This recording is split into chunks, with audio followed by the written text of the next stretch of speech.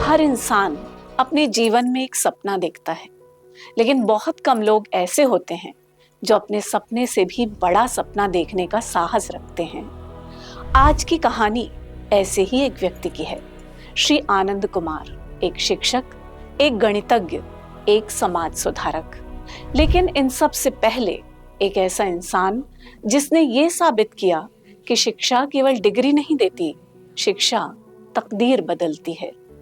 बिहार के पटना की साधारण गलियों से निकला ये युवक गणित में असाधारण प्रतिभा रखता था।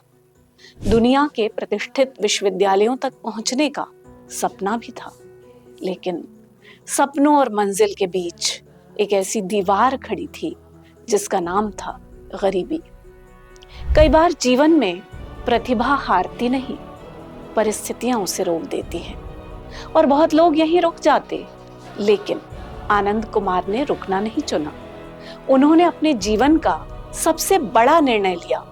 अगर मेरी आर्थिक परिस्थितियों ने मेरा सपना अधूरा छोड़ दिया तो मैं यह सुनिश्चित करूंगा कि किसी और का सपना सिर्फ पैसों की वजह से अधूरा न रहे।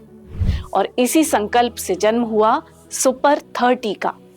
न कोई भव्य परिसर, न कोई आधुनिक सुविधाएं, बस एक शिक्षक, 30 संघर्षरत विद्यार्थी और एक अटूट विश्वास कि प्रतिभा कभी गरीब नहीं होती, मौके गरीब होते हैं। उन्होंने बच्चों को केवल गणित के सूत्र नहीं सिखाए, उन्होंने उन्हें आत्मविश्वास का गणित सिखाया। उन्होंने बताया कि सफलता का समीकरण किताबों से नहीं, हिम्मत, अनुशासन और अवसर से बनता है। फिर धीरे धीरे एक नहीं, 10 नहीं, सैकड़ों बच्चे भारतीय प्रौद्योगिकी संस्थानों तक पहुंचने लगे। हर चयन के साथ केवल एक विद्यार्थी नहीं, एक पूरा परिवार, एक पूरी पीढ़ी। और फिर गरीबी की परिभाषा बदलने लगी।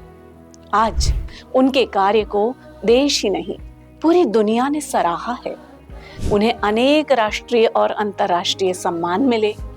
उनकी जीवन यात्रा पर पुस्तकें लिखी गईं, फिल्में बनी, विश्व के प्रतिष्ठित विश्वविद्यालयों ने उन्हें आमंत्रित किया। लेकिन इन सब के बावजूद अगर उनसे उनकी सबसे बड़ी उपलब्धि पूछी जाए तो शायद वे कोई पुरस्कार नहीं गिनाएंगे। वे कहेंगे, मेरी सबसे बड़ी उपलब्धि वह मुस्कान है जो किसी गरीब बच्चे के चेहरे पर आती है जब वह पहली बार अपने सपने को सच होते हुए देखता है। क्योंकि असली शिक्षक वह नहीं होता जो केवल पढ़ाता है। शिक्षक तो वह होता है जो अपने विद्यार्थियों को यह विश्वास दिलाता है कि उनका भविष्य उनके वर्तमान से कहीं बड़ा है। और शायद यही कारण है कि कुछ लोग इतिहास की किताबों में दर्ज होते हैं, लेकिन श्री आनंद कुमार जैसे लोग लाखों लोगों की जिंदगी में दर्ज हो जाते हैं।